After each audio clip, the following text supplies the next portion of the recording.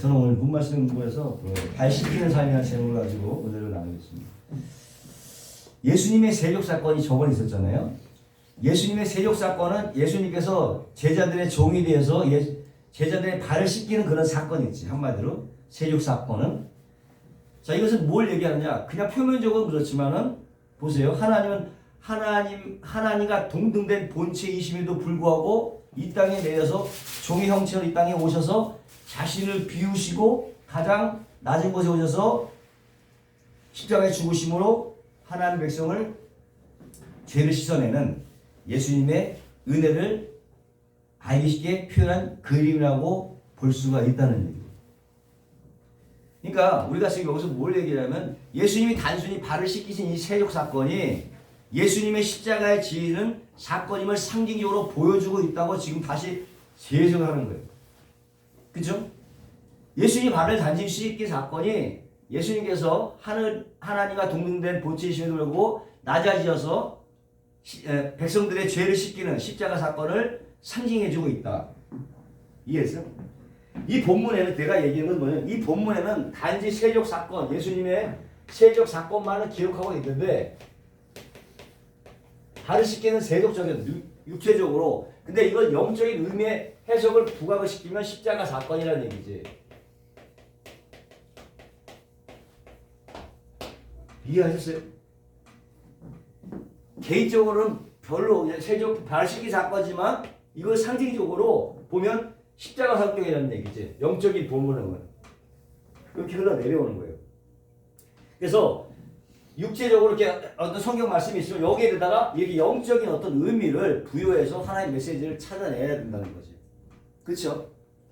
그렇지 않으면 세력 사건, 내가 행한 것이 너도 가서 행하라. 그러면 우리도 가서 남의 발을 씻겨야 되잖아. 그런 얘기야 이거지. 그렇지 않지? 그래서 아니야 이거지. 무슨 의도를 말씀하는지 알겠어요? 이런 표면적인 이런 성경의 내용을 팩트에 있는 내용을 영적인 사건으로 위해서 그 의미를 뽑아내야 된다는 얘기예요. 결국 얘기는 예수님께서 발을 씻긴 사건은 결국 십자가의 의미를 담아서 상징적으로 표현해주고 있다는 얘기예요. 그러니까 어떻게 십자가? 얘기하고 싶은 것은 이 얘기를 하고자 하는 거죠. 하나님의 나라, 나도 마찬가지야. 천국을 설명하기 위해서 이 땅의 것들 가지고 비유를 설명해 주잖아. 어떻게 보면은 이 성경 말씀은 다 하늘의 영적인 것의 모형으로 주신 말씀이라고 볼 수도 있는 거잖아. 그렇죠? 그냥 뭐 땅이다 이렇게 해갖고 해석이 되면 전혀 물질적인 것에 포커스가 맞기 때문에 하나님은 영적인 것을 얘기하고 싶은 거지 땅에 있는 것에 대해서 포커스를 얘기하는 것이 아니라는 얘기예요. 그러니까 무슨 얘기냐 알겠지? 자, 결국 다시 말하면 예수님의 세력 사건은 결국 예수님의 십자가 사건을 상징적으로 표현해 줄 수 있다. 동의하시죠? 동의하시죠? 그지? 자, 그러면 여기서 예수님께서 제자들의 발을 씻긴 다음에 다시 옷을 입으셨어요. 씻긴 다음에 다시 겉옷을 딱 입고 이제 자리에 딱 앉아있어. 뭐야? 영적으로 십자가에서 죽으시고 종을 섬기신 다음에 어떻게? 승계하셔서 영광의 보좌에 다시 앉는 그림이라는 거죠. 알잖아요. 육적인 어떤 얘기들이 영적으로 해석이 될 때는 이렇게 다시 영광의 자리에 앉는 거야. 그렇게 얘기할 수 있잖아요. 그렇게 얘기할 수 있다고. 자, 그래서 다시 하나님께서 부활과 하나님의 영광과 하나님의 자리에 복귀라는 그 본문의 그림이 나오는 거야. 단순히 겉옷을 입고 자리에 앉은 사건을 통해서 그것을 영적으로 교훈을 뽑아낼 수가 있는 거죠. 자, 그렇게 되는 겁니다. 그래서 우리에게 이걸 보고 우리에게 뭘 얘기하냐? 우리에게 소망이 있다는 거지. 왜? 내가 너희를 그렇게 끌어서 자리에 앉히겠다는 거지. 그러니까 우리에게도 어떤 부활의 소망, 승리의 소망, 자리에 앉히는 소망이 있다는 것을 예수께서 단적으로 보여주시는 거예요. 이 간단한 어떤 그런 액션 하나에 우리 그것을 뽑아낼 수가 있고 그것을 소망으로 걸 수가 있다는 얘기죠. 억지 주장인가? 이게? 그렇지 않지. 하나님의 의도가 뭔지를 아는 게 중요한 거잖아. 어떤지 하나님의 뜻을 아는 게 중요하고 거기서 하나님의 의도를 알아서 그 뜻대로 살아가는 게 우리의 목표잖아. 자, 이런 데서 이렇게 찾는 거죠. 그래서 소망이 될 수가 있다고 확신할 수가 있는 거예요. 그런 걸 통해서 하나님께서 그런 그림으로 보여주시고 있구나. 안전하다. 하나님 그렇게 끌어가시겠구나. 근데 아셨으니까 우리도 결국은 안 치게 될 거라고 얘기하는 거죠. 왜 그렇게 하냐면 왜 그 얘기를 우리가 주장할 수 있냐면 예수님도 우리에게 똑같은 삶을 요구하고 있기 때문이에요.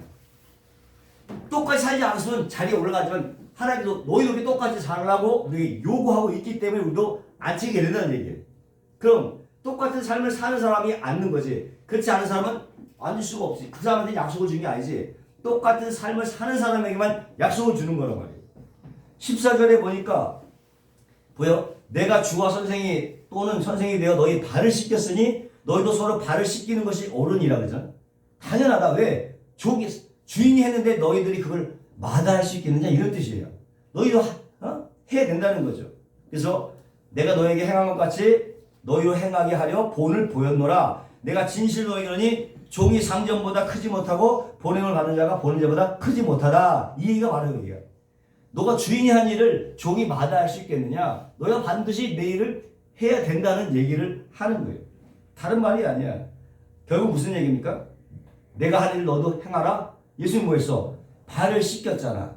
그래서 너희도 발을 씻기는 삶을 살라는 거지. 자, 그러면 세력 사건이 우리에게 요구하시는 건 발을 씻기는 사건이야. 발을 씻기는 삶. 그러면 이 발을 씻기는 삶은 구체적으로 예수님이 말하는 이 발을 씻기는 삶이 뭐냐? 우리가 이걸 요구하는데 이 삶이 과연 뭐냐 이거지. 그러면 예수님 같이 야 너희들 발고 가는 데마다 발바닥을 닦아주는 삶인가? 그렇게 생각이 되나? 이 발 씻겨주는 삶이라는 의미가 뭐냐 이거예요.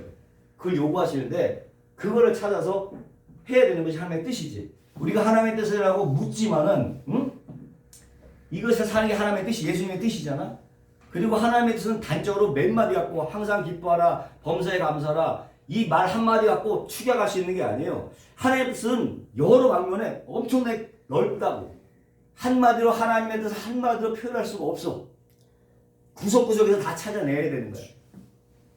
만약 어떤 꾸러미로 있는 거야. 하나님의 뜻이라는 것은 단적으로 그거 하나만 지켰다고 해서 다 하나님의 뜻이 아니라는 거지. 항상 기뻐하라, 쉬지 말고 기도하라, 범사에 감사하라 그게 하나님의 뜻이라고 얘기했지만 그게 그것만 하나님의 뜻인가? 다 찾아내야 되는 거야. 이런 데서 하나님의 뜻을 찾을 수 있잖아. 발을 씻기는 사람이 하나님의 뜻이라고 얘기할 수 있잖아. 그죠? 하나님의 뜻은 몇 가지 단어하고 주종할 수 있는 게 아니에요. 하나님의 마음을 읽고 행할 수 있는 뜻을 알고 행하는 것이 하나님의 뜻인 거지. 그죠? 그러니까 폭을 넓게 봐야 돼. 단순히 그거 한마디만 갖고 지킨 거 하나님의 뜻을 이뤘다? 그게 아니란 말이에요. 여기서 하나님의 뜻을 찾아야 되는 거지.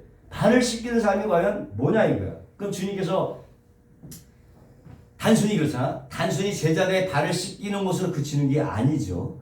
그리고 아까 얘기했던 발을 씻기는 사건은 뭐와 연결돼서 십자가를 지는 사건과 연결돼서 그럼 발을 씻기는 사람은 결국 십자가 사건이지. 십자가 사건이란 말이야. 십자가 이건 발을 씻겨주는 건 십자가를 의미하는 거기 때문에 이 삶을 의미하는 거야. 십자가가 뭘 의미해요? 하나님이시도 불구하고 종으로 내려와서 자기를 위해서 하나님의 말씀에 순종하는 삶이잖아. 십자가의 삶은 곧 종의 삶이라고 말할 수 있잖아요. 하나님이심에도 불구하고 종된 위치에서 자기 백성들을 섬겨주는 삶이잖아. 이게 십자가 삶이잖아. 이걸 발로 보여줬으면 우리 역시 어떻게 하는 거야? 이 삶을 딱 십자가의 삶을 살라는 거 아니야. 그죠? 그럼 우리도 똑같이 종처럼 내려와서 하나의 종으로 내려서 백성들을 섬기는 삶으로 살아내야 되는 거예요. 이거를 예수님께서 원하시는 거예요. 이러지 않고 발을 씻긴다고 해서 발만 닦아주고 가서 그런 게 아니란 말이죠. 이해하셨죠? 예수님이 요구하시는 건 발 씻기는 십자가의 삶이란 말이에요. 그 사람 당신의 제자들이 똑같이 요구하고 있는 것이에요. 그대로 행하라고 또 얘기하고 있는 거예요. 그렇다면 우리 역시도 이 일을 해야 된다는 얘기잖아. 우리도 주님의 제자니까 거기서 12제자는 다만 12제자를 얘기하는 거예요. 12제자가 교회를 상징하고 교회는 곧 우리를 얘기하는 거야. 12제자한테 얘기했다는 것은 곧 우리한테 요구하고 있다는 얘기예요. 12제자로 보면 안 돼. 12제자는 곧 나를 의미해서 교회를 말하는 거야. 교회에게 제자를 부르시는 받은 우리 역시도 이 일을 해야 된다는 말인 거죠. 결국 예수님의 십자가를 지라는 얘기야. 예수님의 십자가를 지라고 얘기하는 거야. 졌으니까. 마태복음 16장 24절 보니까 이에 예수께서 제자들에게 이르시되 아무든지 나를 따라오려거든 자기를 부인하고, 첫 번째 자기 부인이야. 자기를 부인하고 자기 십자가를 지고 나를 쫓을 것이니라.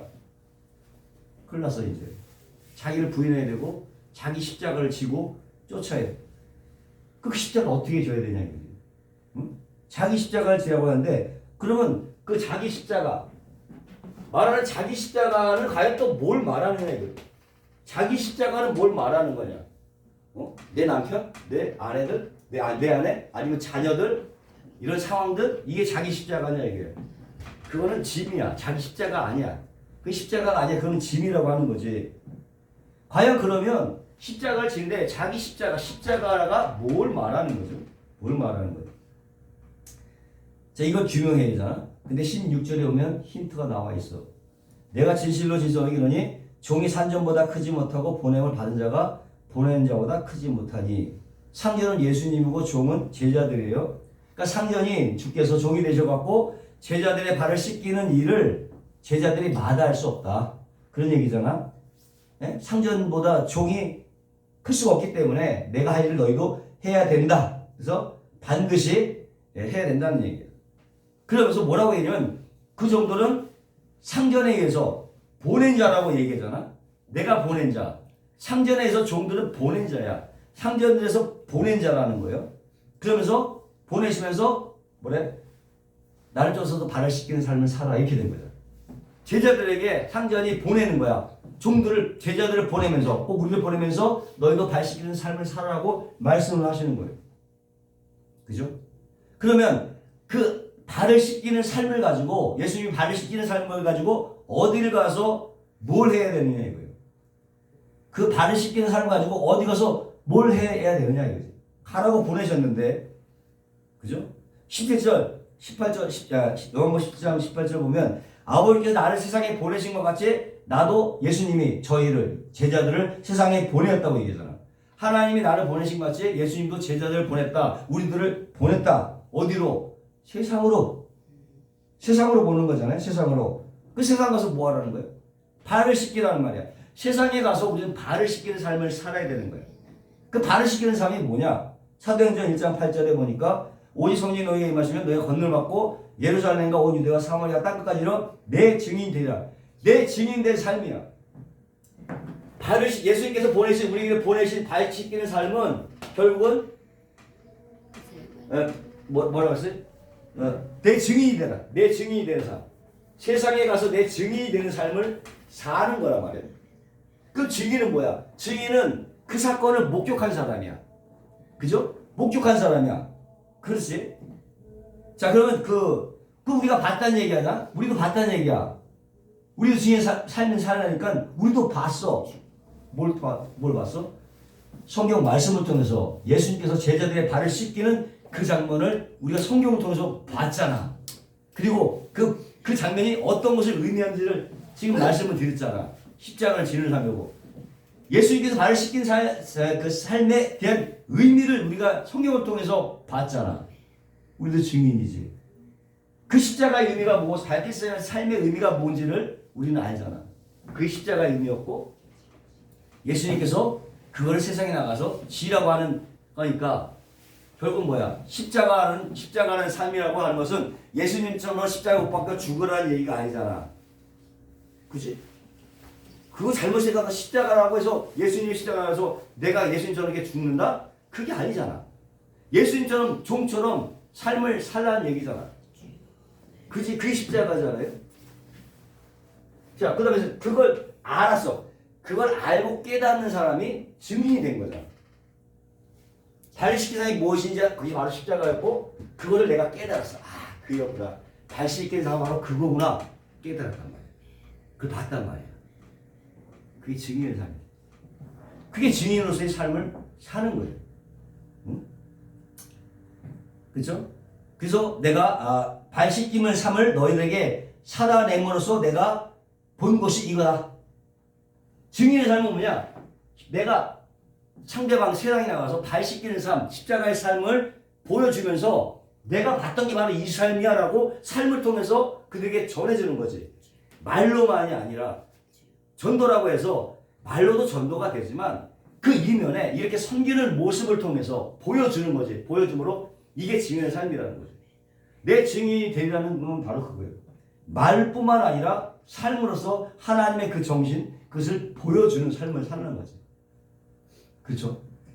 그걸 말하는 거예요. 바로 그 발 씻기는 삶이 바로 십자가를 지는 상태예요. 예수님의 자기 십자가를 지고 따라가는 거예요. 그게 예수님의 삶이고, 십자가는 섬기는 삶이잖아. 뭘 가지고? 예수님의 그 모습을 가지고 자기를 부인하고 그것을 보여주는 거지. 발을 씻기는. 그게 발 씻기는 거예요. 그냥 발 닦아주는 게 아니라. 이해하셨죠? 네, 그런 의미에서 증인 삶을 우리에게 요구하시는 거예요. 증인의 삶은.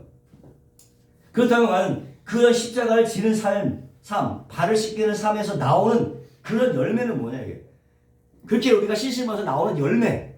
십자가에서 이 증인의 열매가 과연 뭐냐, 열매. 거기에 나오는 열매들이 뭐냐, 열매. 열매를 얘기하는 거잖아요. 자, 요한복음 20장 21절에 뭐 이런 말이 있어요. 예수께서 가라사대 너희가 평강에 있을지어다 아버지께서 나를 보내신 것 같이 나도 너희를 보내노라. 이 말씀을 하시고 저에게 숨을 내쉬며 가라사대 성령을 받으라 라고 하면서 너희가 네 죄든지 사하면 사해질 것이요 네 되든지 그대로 두면 그대로 있으리라 하시니라. 자, 우리가 증인의 삶을 결국 증인의 삶이나 발을 씻기는 삶이나 십자가의 삶이나 결국은 동격이잖아요. 동격이야 다. 예수님의 십자가를 씌는 사건이나 발을 씻기는 사건, 증인의 삶이 참된 증인으로 살게 됨으로써 말미암아 맺게 되는 열매는 구원의 열매지. 그 열매는 구원의 열매예요.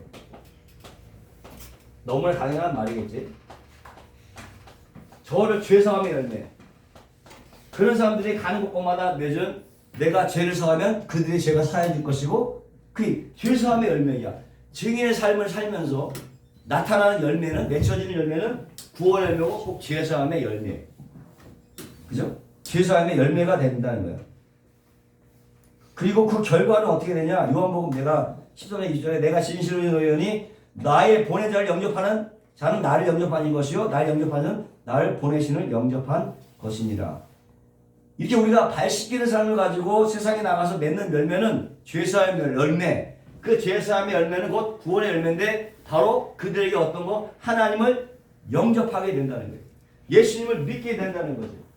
결국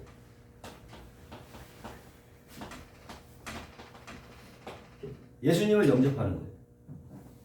뭐 다 딱 보면 다 아는 얘기겠지만 이런 흐름을 통해서 예수님을 영접하는 거지. 한마디로 전도하게 된다는 거죠. 근데 단순히 전도가 말로만 한 전도가 아니란 말이야.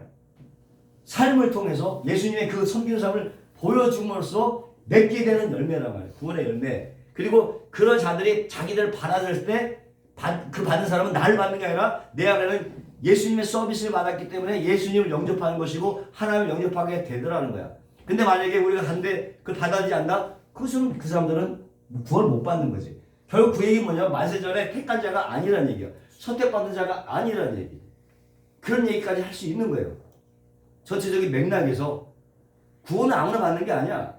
그게 전했을 때 받아들인 사람이 있고 안 받아들이는데 받아들인 사람은 하나님께 예정된 사람이라고 사람들은 다 오게 돼 있는 거예요. 전체 맥락에서 보면은 그렇잖아요. 지금 전체적인 맥락 흐름이 그렇게 간단 말이야. 그래서 한마디로 예수님을 영접하게 되라. 그래서 우리를 영접한 사람은 하나님 영접하고 우리를 영접하지 않은 사람은 하나님을 영접하지 않은 자다. 이렇게 얘기하는 거예요.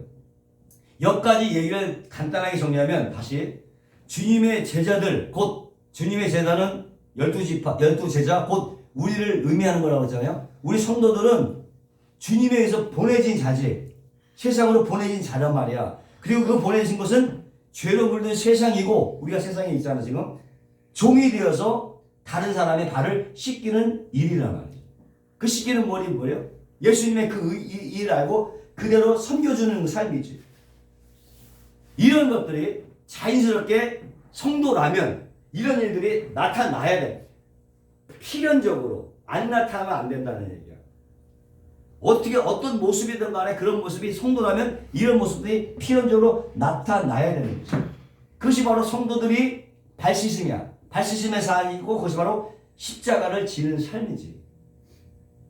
그것이 자연스럽게 나타나야 된다는 거예요. 그리고 그 십자가의 의미를 뭔지 알아. 그 십자가의 의미가 뭔지를 이해한 사람이 바로 증인의 삶을 사는 거지.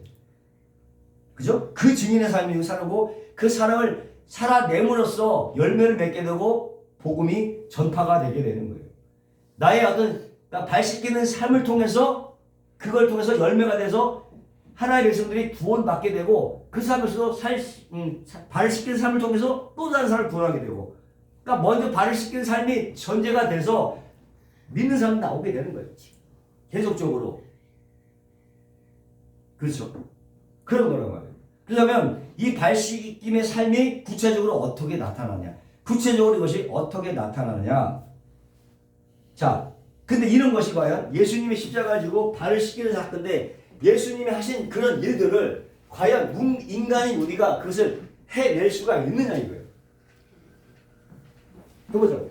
그 일을 예수님이 하신 그 일을 정말 우리와 내가 하겠습니다. 나의 의지와 결단만 가지고 그 일을 가능한 것인지 예수님이 십자가를 지었는데 그것이 인간의 의지와 결단만으로 가능한 것인지 설교자는 그러잖아요. 예수님이 발을 씻기라고 했으니 당신들도 가서 발을 씻기세요. 할 수 있습니다. 이렇게 얘기하잖아요. 과연 그것이 인간의 능력으로 인간의 어떤 결단으로 가능한 건지 그걸 한번 보자는 거야. 우린 그러잖아. 이웃처럼 이웃 섬기면서 발을 씻기면서 살자고 얘기하잖아. 아멘 그러잖아. 그래놓고 해요? 하면은 괜찮지만은 과연 그 일이 과연 인간의 결단, 의지와 결단으로 가능한 것이냐? 우리 열심만 가지고 가능한 것이냐? 그 얘기를 해보죠. 예수님의 십자가를 지는 사건이 그런 얘기를 하고 싶은 거예요. 고린도 2장 14절에 보세요. 항상 우리를 그리스도 안에서 이기게 하시고 고린도후서에 보면 항상 우리를 그리스도 안에서 이기게 하시고요. 이기게 하시는 분이 누구냐? 예수님이 이기게 하신다. 수동태야. 예수님이 이기게 하신다고 그랬어. 우리가 이기는 게 아니야. 예수님이 이기게 하시고 우리로 말미암아 각처에서 그리스도를 아는 냄새를 나타내시는 하나님께 감사한다. 냄새를 나타내신 분이 누구야? 하나님이 냄새를 나타나게 하신 거. 냄새는 우리한테 풍겨 나오는데 그 냄새를 나타나게 하시는 분은 하나님이라는 거지. 수동태란 말이야. 하나님이 하신다는 거지. 하나님이 하시는 일이야. 다 수동태야. 그러니까 우리는 구원을 얻는 자들에게나 망하는 자에게 하나님 앞에 그리스도의 향기라고 해. 그리스도의 향기. 또 우리가 믿는 자는 그리스도의 향기인데 그 향기를 나게 만드시는 분은 하나님이라고 해요. 그 주도권이 하나님께 있다. 하나님께서 이기게 하시고 하나님께서 그 냄새를 나타내게 하시고 그 향기를 만들어 내신다 이거지. 나게 마시는 분이 하나님이라는 거예요. 다 수동태야. 자, 그렇더니 이 사람에게는 사망을 쫓아 사망에 이르는 냄새고 저 사람에게는 생명을 쫓아 생명에 이르는 냄새라. 누가 이것을 감당하리요? 다시 한번. 성도는요 그리스도의 향기래요. 성도는 그리스도의 향기래. 향기. 자, 향기인데 이 향기는 어떻게 우리가 스스로 만들어내는 그런 향기가 아니라, 잘 들으세요. 이 향기는 우리가 스스로 만드는 향기가 아니라 우리 안에 존재적으로 심어 주신 거야. 존재적으로 심어 주신 거라고. 이게 향기는 우리가 만드는 게 아니라 존재적으로 하나님께서 넣어 주신 거예요. 향기로 넣어 주신 거라고. 그래서 넣어 주셨기 때문에 우리 안에 향기가 날 수밖에 없는 존재가 된 거야. 그게 그리스도의 향기야. 내가 만드는 게 아니니까 존재로 심어졌어. 그래서 향기라고. 그러니까 이 사람이 가는 곳은 향기이기 때문에 날 수밖에 없는 거야, 향기가. 그죠? 그런 얘기란 말이야. 근데 향기라는 말이 뭐예요? 향기는 어떤 형태나 모양이 없어. 추상적이란 말이야. 냄새는 추상적이야. 모양이나 형태가 없어. 응? 냄새나 모양 같은 다른 거란 말이야. 모양은 형태가 있어서 눈에 보이는 것이지만 냄새는 눈에 보이지 않지만 확실히 인식할 수 있는 거지. 보이지 않아. 냄새는. 향기는 보이지 않단 말이야. 그러니까 그리스도의 증인의 삶이라고 하는 것은 겉으로 드러나는 모양이 다가 아니라는 얘기죠. 겉으로 드러나는 모양이 다가 아니라는 얘기야. 냄새는 그렇잖아. 그 얘기잖아. 그렇다고 모양도 중요치 않다는 게 아니라 모양이 다가 아니라는 얘기를 하고 있는 거야 지금. 근데 그 향기가 어떤 사람에게 사망에 속한 자들에게는 그 향기가 사망의 냄새가 나고 다른 사람에게는 생명에 이르게 되는 냄새가 나는 거야. 같은 향인데 어떤 사람에게는 도덕적 윤리적인 행동 모양이 아닌, 그러니까 그 존재 속에서 뿜어져 나오는 그 존재 자체의 냄새라고 하는 거지. 다시 그 향기라고 하는 것은 겉으로 나타나는 도덕적이고 윤리적인 어떤 행동과 모양이 아닌 그 존재 속에서 뿜어져 나오는 존재 자체의 냄새인 거야. 내가 지금 계속 강조하고 싶은 건 뭐냐면, 하나님은 내가 자꾸 이걸 하는데,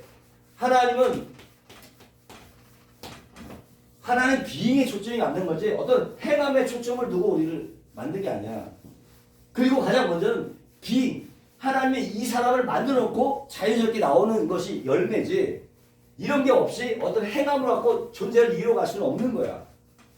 성경은 우리에게 근데 자꾸 어떤 행함으로 자기 존재를 입증하려고 하는 게 이게 문제라는 거야. 이러면서 종교생활이 율법적인 생활이 되고 어려워지는 거야. 근데 다들 이렇게 하라고 네가 이걸 행함으로 존재를 증명해봐 이렇게 얘기한단 말이야. 이건 안 되는 거야. 하나님이 이걸 만들었고 하라고 우리한테 얘기하는 거지. 지금도 마찬가지예요. 어떤 식으로 성경을 풀어가느냐가 문제예요. 하나님은요 절대로 은혜 주소 이 은혜 존재를 만들어 놓고 우리에게 행함을 요구하시는 거예요. 그렇지 않고 이거는 존재하지 않는데 그냥 행함을 통해서 존재를 만들려고 우리한테 너를 만들려고 이렇게 요구하는 게 아니란 말이에요. 이게 은혜와 율법 차이란 말이에요. 별거 아닌 거 똑같아 보이도 이게 다르단 말이에요. 근데 내가 계속 말씀하면서 느끼는 것은 이 비잉이 되지 않으면 비잉에 대해서 이미 새로운 존재다라고 얘기하고 그렇게 살라고 얘기하는 거지. 그렇죠? 마찬가지로 이것도 너는 그리스도의 향기야. 그렇기 때문에 너가 그렇게 자연스럽게 살면 풍겨져 나오게 돼 있어. 이 얘기를 하고 있는 거란 말이야. 이해했지? 전체적으로. 어쨌든 그래서 그런 의미에서 자, 존재 속에서 품어 나오는 그 존재 자체의 냄새라고 하는 거예요. 그러니까 그 존재가 그 존재로서 존재하게 될 때에 나오는 독특한 어떤 것, 그 잔재로서 존재 자체로서 나오는 독특한 어떤 것이 바로 냄새고 향기라고 하는 거예요. 우리는 따지고 보면 우리는 만세 전에 이미 하나님께서 택하신 자들이지. 그게 우리 안에 어떻게 해서 냄새가 이미 숨겨져 있는 거예요. 향기 자체다. 마치 그런 거 같은 거지. 장미꽃에서 개나리 냄새가 날 수 없잖아요. 시궁창에서 향수 냄새가 날 수가 없는 거야. 그런 거지. 냄새는 바로 그 존재의 고유한 정체성을 말하고 있는 거야. 거기서 나오는 거지. 만드는 게 아니란 말이야.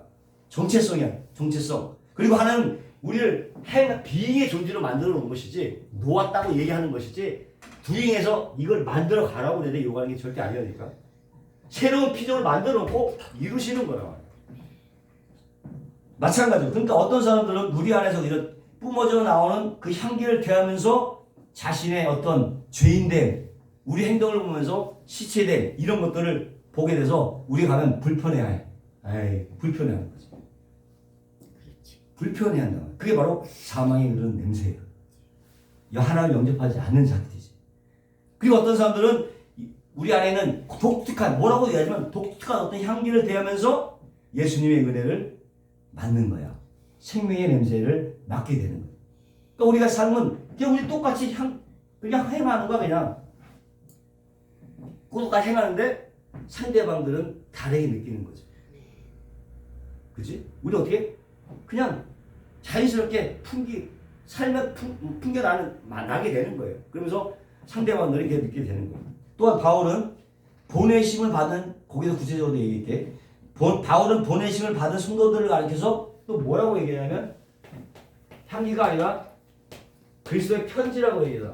편지. 그리스도의 향기뿐만 아니라 그리스도의 편지라고 얘기해요.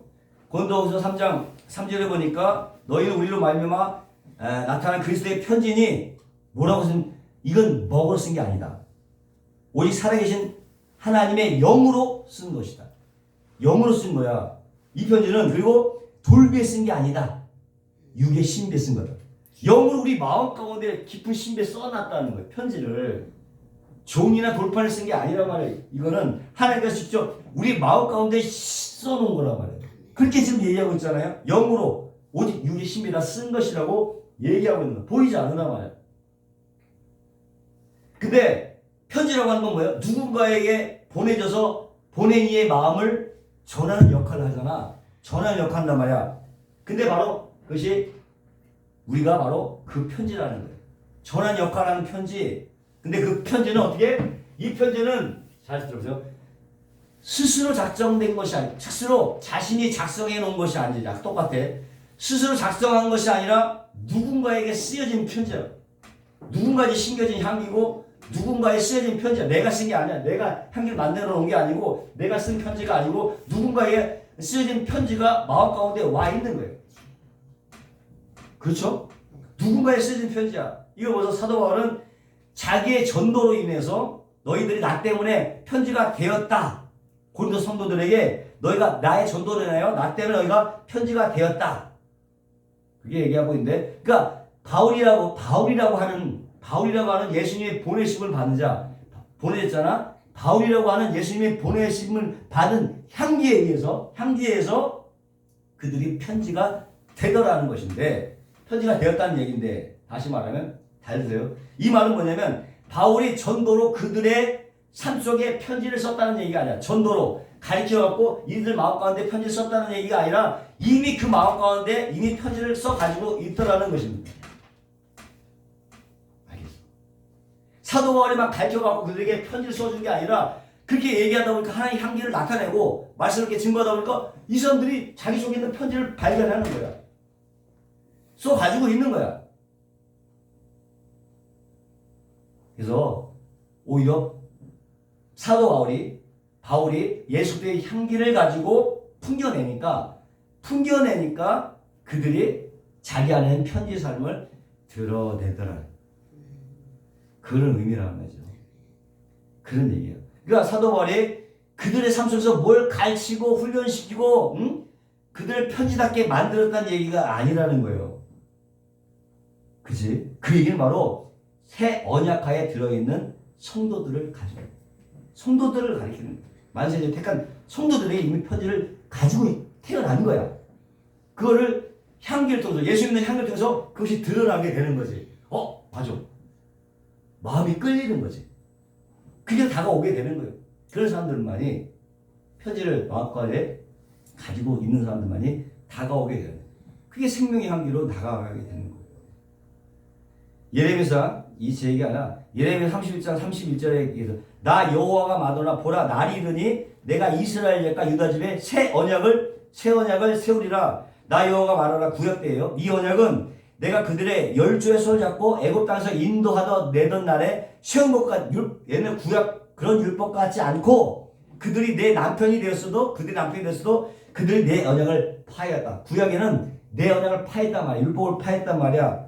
나 여호와가 말하라. 그러나 그날 후에는 내가 이스라엘 집에 세울 언약은 이러하니 곧 내가 너의 법을 그들 속에 두고 그 마음에 기억해서 나는 그들의 하나님이 되고 그들은 내 백성이 되리라. 뭐라고 했어요? 그죠? 마음 가운데 그 속에 두고 그들의 하나님이 되고 그들이 내 백성이 되리라. 우리가 여기 가장 너희는 나의 백성. 우리는 너는 나의 백성, 나는 너의 하나님이. 결국은 다른 거 필요 없어요. 전도 뭐 이런 거 신앙생활 다른 거 필요 없어. 하나님은 너의 하나님으로서의 관계. 하나님 너희는 나의 백성. 이 관계를 만들려고 다가오는 거예요. 그래서 중요한 건 그렇게 만들려고 우리 은혜를 주시고 오는 거야. 결국 뭐야? 하나님을 하나님으로 섬기고 자기는 하나님의 백성으로 그 자리를 만드는 거야. 그런 걸 인식하고 이 땅을 살아가면 되는 거예요. 사실상 복잡할 거 하나 없어. 그 관계를 요구하신 이 요구 하나에 다 들어있어. 이 하나에 하나님 백성의 삶, 하나님을 아버지로 모시는 삶, 이걸 만들고자 하는 거예요. 이게 하늘나라예요. 천국이 어디야? 이렇게 이 관계가 천국이야. 관계. 이걸 제껴놓고 다른 엉뚱한 것을 쫓아서 가면 안 된다는 얘기예요. 여기에 포커스를 가지고 신앙생활을 해야 되는 것이지, 다른 것을 두고 구하거나 다른 것에 포커스를 가면 안 되는 거야.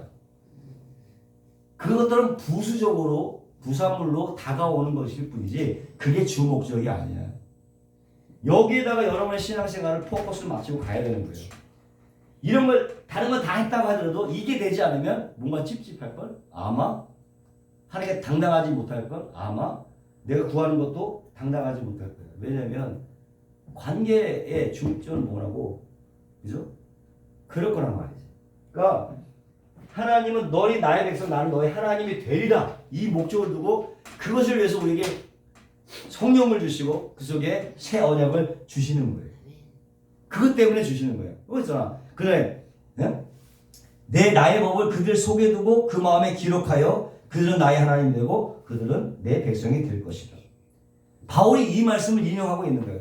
그래서 신비의 편지가 쓰여있다는 거야. 그 사람들은 신비에 써있다는 거야. 그러니까 하나님의 계획과 하나님의 의중, 하나님의 뜻, 하나님의 의중과 계획이 이미 마음에 쓰여있는 편지라는 거지. 그것을 그 누가 갖고 있어? 성도들이 가지고 있는 거야. 이미 갖고 태어난 거나 마찬가지야. 그래서 예수 믿는 향기에서 그것이 드러나게 되고 마음을 갖게 되고 오게 되는 거죠. 그런 사람들은 이미 갖고 태어났기 때문에. 그러니까 다시 말하면 이런 거 예수님에 의해서 예수님에서 세상에 보내진 증인들은 이미 새로워진 피조물로서의 고유의 향기를 갖게 되는 거죠. 새로운 피조물 고유의 향기를 갖게 된 것이고 그 향기를 세상에 풍기게 되면 이미 창세전에 택하신 자들이 그 편지들이 그 생명의 향기를 쫓아서 또 다른 향기가 되어서 또 세상에 보내지게 되고 또 보내지고 이게 전도야. 이런 식으로 전도가 되어지는 거예요. 말로만이 하는 것이 아니라 그죠? 그 향기를 내면서 전도가 되어지더라. 때문에 성도에게 나오는 이 그리스도의 향기와 이 편지의 삶이라고 하는 것은 모두가 다 어떻게 된 거예요? 하나님에 의해서 인간의 어떤 결단과 스스로의 노력 가지고 되는 것이 아니고 결론적으로 해서 그렇게 되는 것이 아니라 모두 하나님에 의해서 주어지게 되는 것입니다. 주어지게 되는 것이고 우리가 만들어낼 수 있는 게 아니라는 거예요. 그러니까 우리 성도들이 자연스럽게 격발이 되는 그런 향기의 삶, 편지의 삶이라고 하는 것은 우리의 결단이나 열심으로 나오는 게 아니라 우리가 하나님의 은혜로 새롭게 창조가 되면 필연적으로 일어나게 되는 어떠한 특별한 현상과 모양을 말하는 것입니다. 자연이 되게 됩니다. 그럼 결론적으로 주님께서 제자에게 부탁하신 발 씻기는 삶은 우리가 열심을 부려서 내어놓을 수 있는 것이 아니라는 것이요. 뭔가 전제가 되지 않으면 절대로 우리의 힘으로 내어놓을 수 없는 거예요. 그런 것들은. 그게 바로 향기의 삶이고 편지의 삶이라고 하는 거예요. 그러니까 내가 너희들의 발을 씻겼으니까 너희도 서로 발을 씻겨주라고 하는 말씀은 내가 반드시 너희를 그렇게 만들고야 말겠다고 하는 하나님의 의지의 표명인 것이지 우리에게 요구하는 명령이 아니라는 거예요. 이해하셨어요? 요구하는 명령이 아니라 단지 그게 내가 너희를 끌고 가겠다. 의지의 표명인 거예요. 우리는 어떻게? 순수히 따라가면 되는 거예요. 순종하는 마음으로 내어드리고 따라가면 되는 것이지 내가 뭘 어떻게 해보겠다고 그렇게 하는 게 아니라 스스로 내어오면서 따라가면 되는 거예요. 따라가면. 그 다음에 과연 그 발씻음의 삶이 우리에게 어떠한 모양으로 나타나느냐? 어떤 모양으로 나타날까요? 자기 것을 손해보면서 다른 사람을 섬기는 모습으로 그게 나타날까? 아니면 도저히 용서할 수 없는 사람을 이를 악모 용서하는 모습으로 나타날까? 아니면은 1년 동안에 수차례씩 오주에 단계 선교가는 모습으로 그런 것이 나타날까요? 아니면 주일 아침에 노수자에 들어가서 밥을 퍼주는 식으로 그런 식으로 발씻음의 삶이 나타날까? 물론 그런 식으로 나타날 수도 있지만은 그런 식으로 안 나타날 수도 있어. 지금 주님께서 우리에게 요구하는 것은 도덕적이고 윤리적인 삶, 착한 삶을 내놓으라고 얘기하는 것이 아니라 그런 게 아니에요. 그냥 그런 게 발씻음의 삶이 아니에요. 그렇다면 모든 그리스도의 삶 속에서는 반드시 풍겨져야 돼. 그러면 그 발씻음의 향기가 뭐냐? 그런 게 아니라면 어떤 것이냐 이거죠. 이거 바로 이거예요. 그는 근본 하나님의 본체시나 하나님과 동등됨을 취할 것을 여기지 아니하시고 오히려 자기를 비워 종의 형체를 가져 사람들 같이 되셨고 사람의 모양으로 나타났음에 자기를 낮추고 죽기까지 복종하시니 십자가에 죽으심이라. 이게 아까 얘기했던 십자가 예수님께서 발치시킨 삶이고 십자가에 죽으시는 삶이잖아요. 이걸 우리에게 요구하는 거잖아. 어떻게? 하나님과 동등됨을 취하고 낮아가지고 종의 형체를 가지고 섬기는 삶, 죽기까지 복종하는 삶으로 나타난 거 십자가 삶이에요. 이 삶을 우리에게 요구하는 거잖아요. 그죠? 단기 선교 해도 돼. 다만 그런 마음으로 하면 돼. 네? 그런 마음으로. 밥을 주는 것도 괜찮아. 다만 그런 마음을 담아서 전하면 돼. 그런 거라면 자기 비워 종형체로. 이게 예수님의 발 씻기는 삶의 모양입니다. 하나님이심에도 불구하고 종으로 내려와갖고 하나님의 말씀이 죽기까지 복종한 그것이 바로 발 씻김의 삶이고 그것이 바로 자기를 비워낸 십자가를 지신 삶이라고 하는 것이고 그것이 지금 우리에게 요구되는 삶이라고 하는 거예요. 자, 그렇다면 이 삶인데 우리는 사실 예수님 만나기 전에는 누가 하나님이었어? 예수님 만나기 전에 우리가 하나님이었거든. 내 자신이 하나님이었단 말이에요. 예수님 만나기 전에는 그 하나님이었던 내가 태초의 창조 목적으로 돌아가서 하나님의 절대 의도적인 존재, 종의 삶 가운데 내려오는 것이 발 씻기는 삶이고 그게 십자가의 삶인 거예요. 예수 믿고 나서 그 자리에서 내려오는 삶을 사는 게 십자가를 지는 삶이 되니까. 종된 삶이 되니까. 어떤 모양으로 보여주기 어떤 그 전시 하는 것이 나오지 않더라도 그렇게 살아가는 것이 십자가를 지는 거예요. 내 안에 밥을 퍼주거나 선한 일이 없다 할지라도 내 스스로가 종된 위치로 가는 것이 예수님의 십자가를 따르는 삶이 되니까 그걸 요구한다는 거니까. 그걸 어떻게 해? 자기가 부인되게 돼. 과거에 하나님의 동등된 위치에서 내가 권세를 누리고 했는데 종의 신분으로 태초의 창조의 목적을 다시 다시 돌아가는 게 십자가를 지는 삶이다. 그치? 그게 발 씻는 삶이. 발 씻기는 삶이고 그게 자기 십자가를 지는 삶이에요. 그냥 남편이나 아내나 자식들이 십자가가 아니고 그건 짐이지 짐. 그건 예수님께서 져준다고 가볍게 만들어준다고 했어요. 근데 내가 십자가를 온전히 그런데 어떻게 해? 내가 그 십자가를 온전히 질 수 있는 능력이 없기 때문에 예수가 지신 그 십자가의 공로를 의지해서 잘 봐. 내가 질 수가 없어. 내가 능력이 있어서 그 질 수 있는 그런 십자가의 그 능력이 없어요. 우리는. 그래서 예수님이 지신 그 십자가의 공로를 의지해서 그걸 어떻게 내 거로 만들어.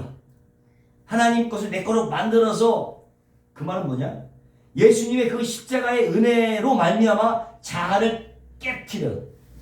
그 예수님의 십자가 은혜가 나의 자아를 철저하게 깨트리고 들어오는 거예요. 그 은혜에 내가 때려 맞아 죽는 거야. 뭔 얘기했지? 내 자아가 예수님의 십자가의 은혜로 때려 맞는 거예요.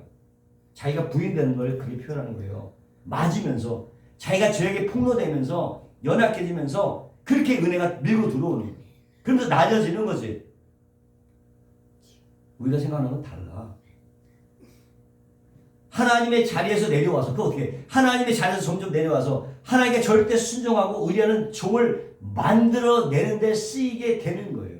그 삶이 그게 바로 발 씻기는 삶입니다. 한마디로 간단하지 발 씻기는 삶은 예수님의 십자가를 지는 삶이고 그 삶은 자기 부인으로 나타나는 거예요. 하나님 앞에 꿇어 엎드리는 거로 자기의 죄성이 폭로당하면서 결국 하나님의 밑으로 내려가는 삶으로 그게 되지는 거예요. 그죠? 그래서 예수 믿는 사람들은 이런 향기가 안 나오면 안 되는 거야. 나오게 돼 있어 그것이. 왜냐면 간단하게 얘기해서 예수 믿기 전에는 어떠한 죄를 갖다가 그냥 아무런 껄떡 없이 쳐. 상관없어. 근데 예수 믿고 나서 그게 걸리면서 계속 칠 때마다 마음이 양심이 껄끼고 두 번째 오실 때마다 막 양심이 같이 있고 그렇게 되는 거예요. 자신이 점점 이런 거 하나 해결하지 못하면서 자신의 죄인됨을 폭로시키는 거예요. 아멘? 그렇게 다가오는 거예요. 그게 예수 믿는 사람과 예수 믿지 않는 사람의 반응의 차이예요. 그렇게 예수님이 우리를 부인시키면서 들어오는 거예요. 그러니까 그게 우리가 얻어 터지면서 주님의 은혜를 받고 있는 거예요. 터지면서 맞으면서도 속은 기뻐. 그런 거예요. 그 향기가 나오게 돼 있어요. 믿는 사람이라면 나오게 돼 있다. 다시 말씀은 우리가 이제 하나님의 백성으로서 하나님의 종으로서 하나님의 자리에서 내려와서 하나님께 순종하게 되는 자기 부인의 그 삶을 사는 과정 속에서 그런 삶이 나오게 돼 있어요. 안 나타나는 그 성도가 아니야. 안 나타나는 성도가 아니야. 그것이 내 향기고 그것이 편지라고 하는 것이고 그게 발 씻기는 삶이고 그거를 자기 십자가를 지는 삶이라고 얘기하는 것입니다. 그러한 삶을 보고 세상 사람들이 어떻게 예수 믿고 어떻게 저렇게 살아? 저러다가 어떻게 예수 믿는다고 할 수 있어? 예수 믿는 결과가 고작 그거야? 그래서 난 예수 안 믿어. 이런 사람들은 이게는 사망의 냄새가 나는 거지. 그것이 어떻게 저런 삶을 살면서 저렇게 만족하고 태어날 수 있냐? 나 같으면 그냥 목매다 죽었을 텐데 도대체 뭘로 저렇게 버티는 거야? 저 믿음이 도대체 뭐야? 하고 관심을 갖고 돌아오는 게 그 사람에게는 생명의 향기가 되는 거예요. 똑같은 향기가 어떤 사람에게는 그래서 내가 안 믿어 하고 얘기하는 것이고 어떤 사람에게는 그래도 불구하고 너를 그렇게 붙들고 있는 그 믿음이 도대체 뭐야? 라고 생명에 쫓아오게 되는 거예요. 그 사람인 것이 생명에 흐르는 향기가 되는 것입니다. 그러니까 우리가 아무리 도덕적으로 윤리적으로 아무리 겉만 번들하게 행할지라도 그 모습 보고요 사람들이 예수 안 믿어요. 왜냐하면 그보다 훨씬 더 착하게 사는 천주들이 얼마나인지 또 더 위대하고 사는 그 힌두교나 불교인이 되게 많거든. 훨씬 그런 걸 가지고 따지면은 훨씬 더 이슬람교인들이 더 많아요. 천주교인들이 우리보다 훨씬 더 잘해 그런 것들을. 그런 것들이 발 씻기는 삶이 아니라고요. 그런 것들이 예수님 그런 걸 요구하겠어요? 생각을 해보시라고. 남들도 다른 분도 할 수 있는 걸 갖고 우리한테 평가하겠느냐 이거요. 다만 열매로 맺혀질 수는 있지만 그 자체가 발 씻기는 삶이 아니라는 것입니다. 열매로 맺혀질 수 있어. 그래 그것이 또 목적이 돼서는 안 되는 거예요. 발 씻기는 삶이 목적이 되지 열매를 맺는 삶이 목적이 돼서는 안 되는 거란 말이에요. 그 당연히 자연스럽게 부산물로 맺혀지는 결과물이라고 하냐.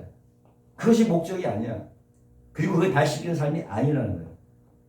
예를 들어서 어떤 사람이 하루아침에 전 재산 날리고 하루아침에 날리고 이 땅에서는 믿을 수 있는 것은 오직 재산도 아니고 건강도 아니고 가족도 아니고 오직 변치 않는 예수님 뿐이구나 하고 진리의 복음을 붙들었다면 그 삶 자체가 바로 발 씻김의 삶인 거예요. 그것이 얼마나 우리가 생각하는 거와 많이 달라요? 어떤 사람이 이혼하고 평생 나를 아껴주다던 저 인간도 저 사람도 말이야 나의 자기 이웃과 쾌락과 행복 앞에서 이렇게 헌신자를 버리는데 주님은 나를 위해 목숨까지 버렸으니 내가 의지할 것은 십자가밖에 없구나. 예수님밖에 없구나. 그러면 그에게 이혼이라고 하는 것은 그 사람에게 발 씻김의 삶이 될 수가 있는 거예요. 그런 모습을 보고 어떤 사람이 그런 상황이면 당장 하나님을 저주하고 욕하고 할 텐데 저런 사람은 어떻게 저 사람 속에서 예수님을 계속 믿고 가는가 라고 예수님을 예수님께 관심을 갖게 됐다면 그 사람에게는 향기가 되는 거죠. 그냥 번들하게 만들어내서 세상 사람들에게 전시하는 그런 것으로는 사람들이 절대로 예수님께 오지 않는다는 거예요. 약간의 감동을 받을 수는 있지만 돌아오진 않더라.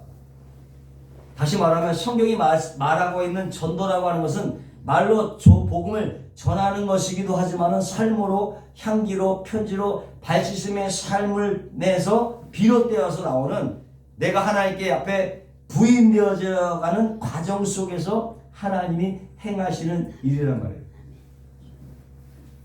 그래서 전도가 미련한 것이라고 하잖아요. 미련한 것. 다시 말씀드리면 예수님께서 우리에게 명령하신 발씻음의 삶이 한마디로 뭐냐? 자기 부인이라는, 자기 부인. 자기 부인. 그것이 이제 어디 가서 자꾸 발 닦아줘 하지 마시고 그런 거를 먼저 집안과 생업에서 먼저 발을 씻으시길 바래요. 네? 하나님의 뜻을 쫓아서 종으로 사는 자의 삶을 사는 거예요. 그것이 발씻김의 삶이고, 근데 그거 할 때 누가 주도하느냐 문제지. 여전히 내가 내 인생의 중심이 되어 있을 때는 내가 아무리 아름다운 향기를 내려고 애를 써도, 아무리 선한 일을 하려고 애를 써도 결국은 자기가 부인되지 않으면 시체 썩는 냄새가 난다니까. 어? 자기를 드는 시체 썩는 냄새가, 선한 일을 할지라도, 하지만 내가 부인이 되고 내 안에 예수로 채워진 사람들은 보기에는 시궁창 같은 모습이랄지라도 예수 향기가 나게 되는 거예요. 결론은 뭐냐면 관건은 자기 부인이에요. 자기 부인이 되지 않으면, 자기 부인이 되지 않고 나오는 열매들은 시체 썩은 냄새가 나는 거예요. 자기 부인하면서 열매는 자연스럽게 향기가 돼서 나타나가지고 하나님이 받으실 만한 그런 열매가 돼요. 문제는 자기 부인이라는 거죠. 그래서 지금 내가 하나님의 부인되어 있는가, 여전히 어떤 면에서 내가 나를 주장하고 있는가, 이것을 확인해야 돼요. 마태복음 26장 26절 보니까 너희 중에 그렇지 않으니 너희 중에 누구든지 크고자 하는 자는 너희를 섬기는 자가 되고 너희 중에 누구든지 으뜸이 되고자 하는 너희 종이 되어라. 하늘에서 큰 자가 되기 위해서는 이 땅에서 종의 삶, 섬긴 삶이 선행이 되어야 되는 거예요. 이 땅에서 종의 삶이 선행이 돼야 하늘에서 큰 자가 되는 거예요. 그러기 위해서 어떻게 해?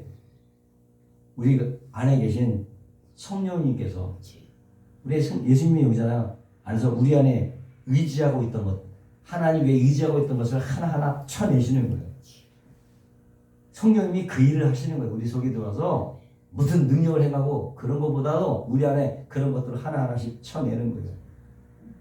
자존심, 체면, 재산, 건강, 가정의 행복, 심지어는 안전, 직장까지도 쳐내는 거예요. 하나님보다 높아 있다면 우리가 하나님 외에 우리의 안전과 행복의 근거를 삼고 있는 모든 것들의 그 허황됨과 무력함을 경험케 하시는 거예요.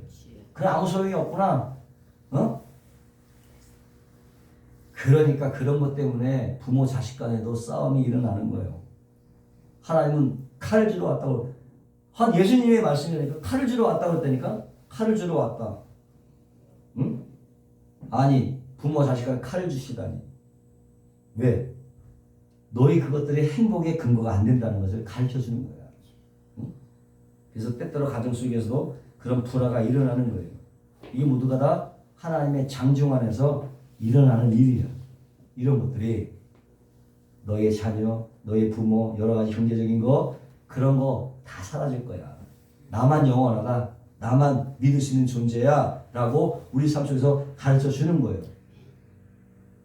그러니까는 고난이 있는 거야, 이렇게. 그래서 믿는 자에게 시험이 있는 거예요. 그래서 믿는 자는 당연히 고난이 있고 시험이 있게 되는 거야. 그러면서 나의 옛 자아, 이 세상의 가치들을 하나하나 놓게 되는 것이고, 세상 것들로부터 해방이 되고 자유롭게 되는 거예요. 우리는 세상에서 자유로워야 돼요. 그래서 그런 삶을 보고 우리를 영접하는 자가 하나님 영접하는 자고, 우리 거부하는 자가 거부하는 거예요. 하나님. 그렇게 말씀해 주시는 거예요. 우리 삶을 보고. 이렇게 복음 전파라고 하는 것은 종이 된 자의 모습을 통해서 소수의 택하심을 입은 자들에게 미련한 것으로 전파가 되는 거예요. 미련하게. 그래서 복음은 어떻게? 아무나 믿을 수 있는 게 아무나 사랑하는 것도 아니고 아무나 복음을 믿을 수 있는 게 아니에요. 아무나 믿는 게 아니야.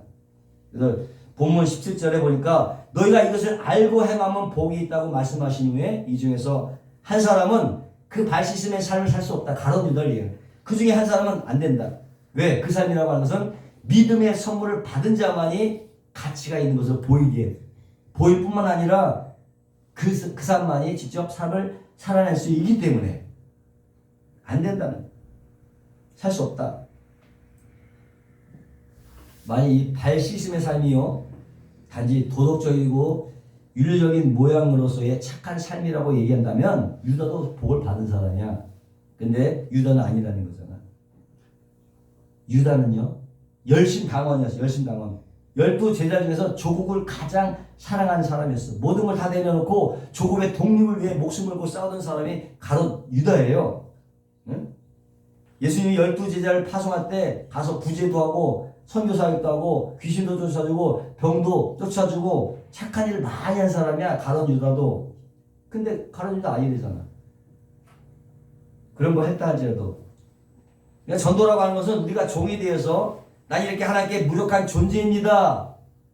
폭로 당하는 상태에서 이루어지는 거예요.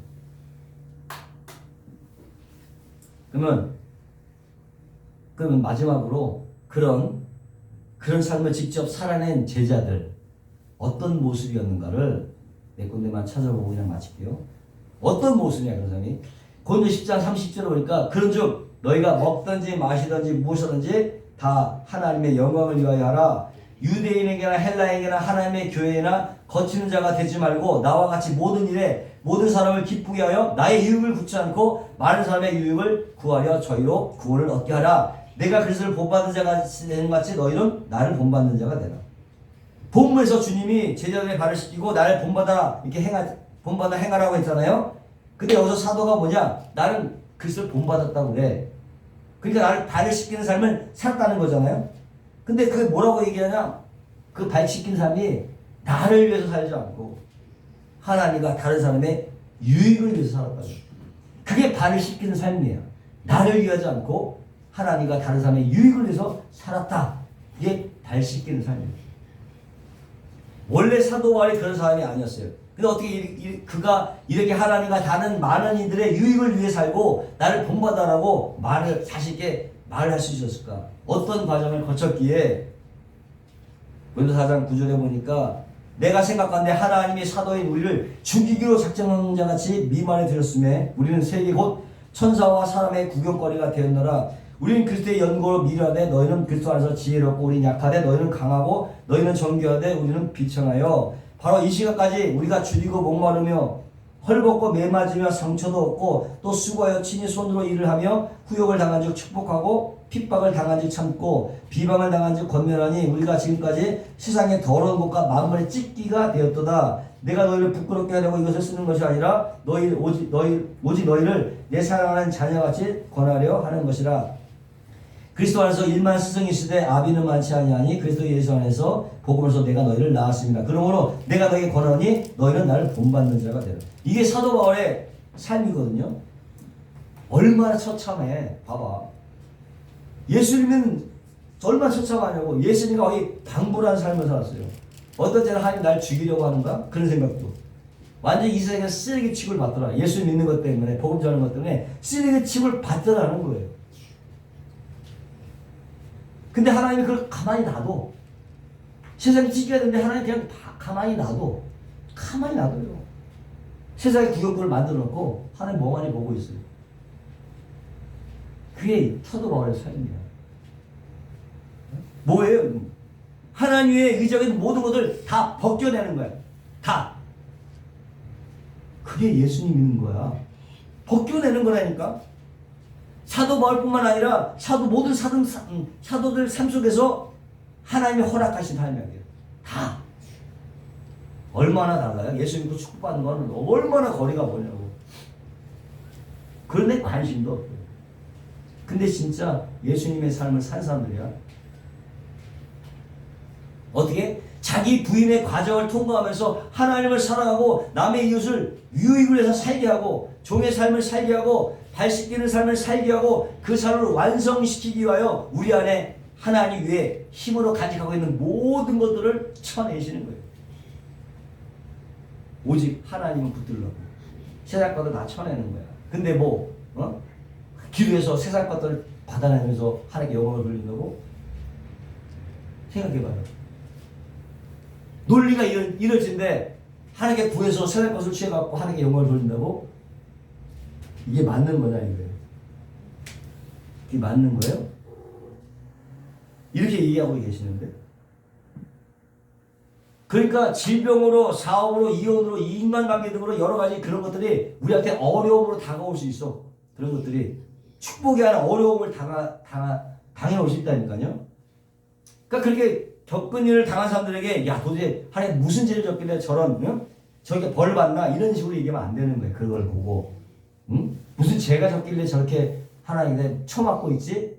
이딴 식으로 얘기하면 안 된다는 거야. 우리 그런 거 평가하잖아. 우리가 바리새인들이에요. 그게 우리 바리새인들의 모습이라고. 그렇게 얘기하면 안 되는 거예요. 어떻게? 왜 그 내막에 뭐해서 자신의 의로움을 좀 증명해 보이고 싶어갖고 사회법적으로 윤리적으로 그냥 세상에 이건 죄라고 규정해 놓은 이런 것들 갖다가 어떻게든 그걸 가지고 사람들 막 끌어내리는 거지. 물고 뜯고 있는 바람에 연약한 사람들이 교회 못 오는 거야. 예배 못 앉아 있는 거야.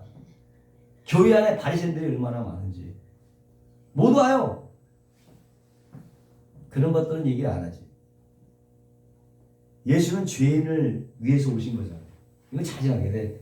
얘는 죄인을 부르러 왔어요.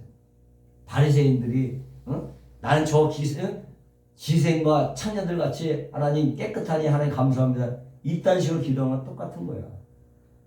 예수님은 그 죄인을 부르러 죄인의 친구로 왔다니까. 이걸 우리는 헷갈리면 안 돼요. 잠깐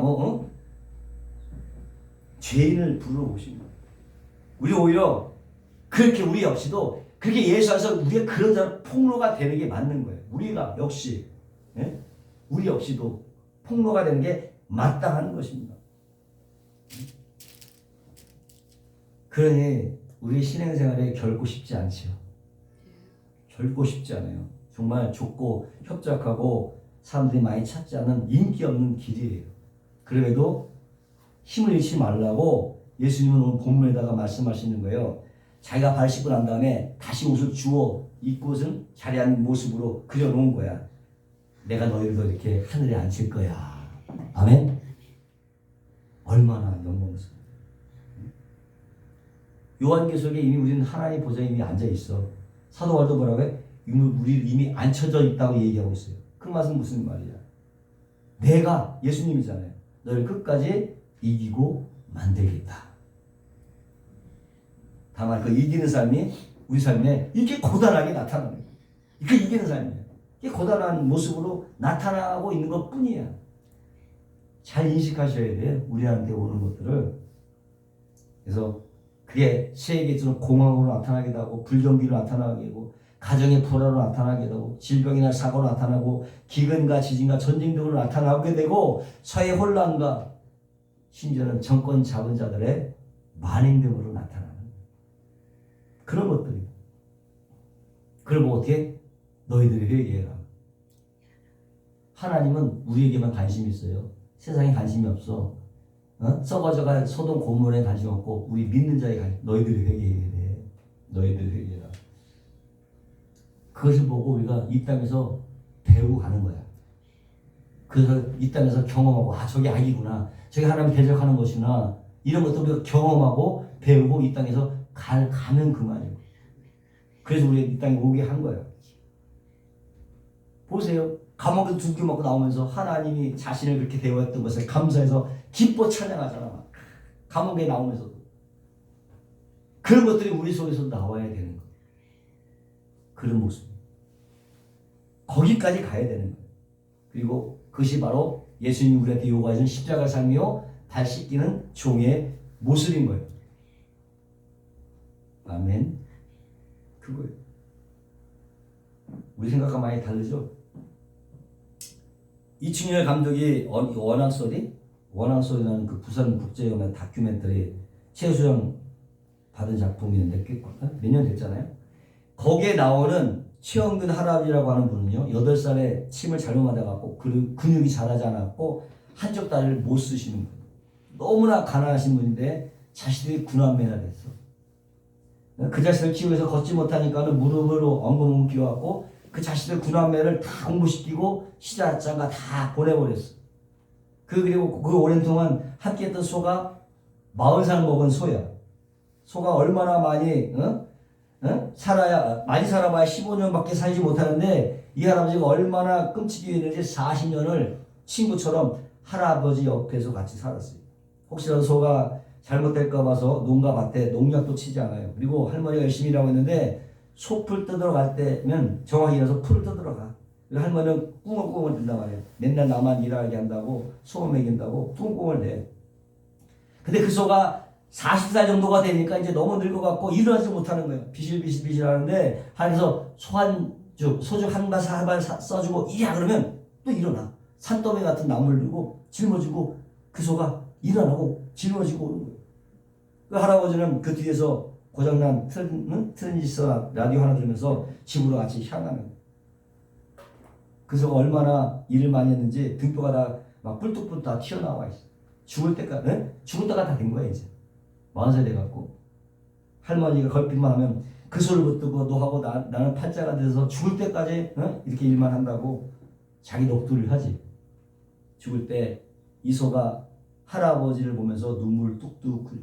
결국 이 소가 나중에 죽는데 죽을 때 소를 할아버지 보면서 눈물을 뚝뚝뚝 흘려.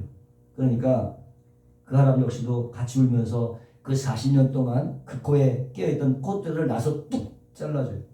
그러니까 그 순간 눈을 크게 뜨더니 그 즉시 죽어. 그리고는 할아버지 영정사진하고 클로즈업 되면서 영화가 끝나요. 바로 그 소가 할아버지 인생을 투영하고 있는 거예요. 주인이 시키는 대로 죽는 날까지 일어설 수 없는 상황에서도 주인이 이랬다면 원앙 소리를 딸랑딸랑 하면서 가는 거예요. 언제까지? 나중에 주인이 됐어 하고 콧대를 딱 낫으로 잘라줄 때까지 가는 거예요. 이 할아버지도요, 다리가 금요형인데도 자식들이 전부 시집장가 다 가고 잘 될 때까지 그렇게 무릎으로 기어서 일을 했어. 자식을 위해서, 자신을 위해서가 아니라. 우리는 그 할아버지의 삶에서 예수님의 삶을 볼 수 있고 바로 소의 삶이 우리의 삶이라는 것을 볼 수가 있는 거예요. 우리 역시도 소처럼 예수님이 이제 됐어 하고 낫으로 뚝 잘라줄 때까지 가는 거예요.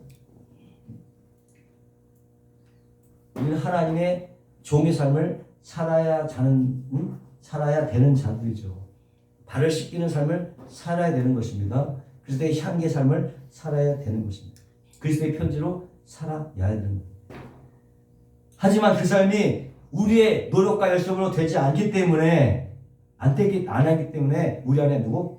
성령님을 보내주셔서 우리를 도와주고 계시는 거예요. 내가 그 얘기 있잖아. 그래서 내가 3가지 알약 줬지. 첫 번째, 그래서 예수님이 죽었잖아. 그래서 성령님이 오셨잖아. 그래서 예수님이 다 이루셨잖아. 이 3가지가 알약이야. 항상 그 질문을 던져. 약을 복용하세요. 그래서 예수님이 죽었잖아. 그래서 성령이 오셨잖아. 그래서 예수님이 다 이뤘잖아. 아멘. 3가지 알약. 잘 견뎌내는 그러한 삶이 나올수록 자기를 부인하고 성령의 인도를 구하면서 현재의 고난과 시험과 역경들을 잘 이겨내시고 견뎌내시기를 축원합니다. 장차 다가올 영광과 좋게 비교할 수가 없는 것입니다. 기도하겠습니다. 거룩하시고 영원하신 하나님, 우리에게 발 씻는 삶을 주시고 십자가의 삶을 따라오라고 하신 주님, 우리의 노력과 힘으로 되지 않사오니 오직 성령님을 보내셔서 우리 안에 도와주시고 계심을 믿습니다. 날마다 자기를 부인하고 성령의 인도를 구하면서 현재의 고난과 시험과 역경을 넉넉하게 이길 수 있도록 주님 도와주시옵소서. 감사하며 예수님의 이름으로 기도하옵나이다.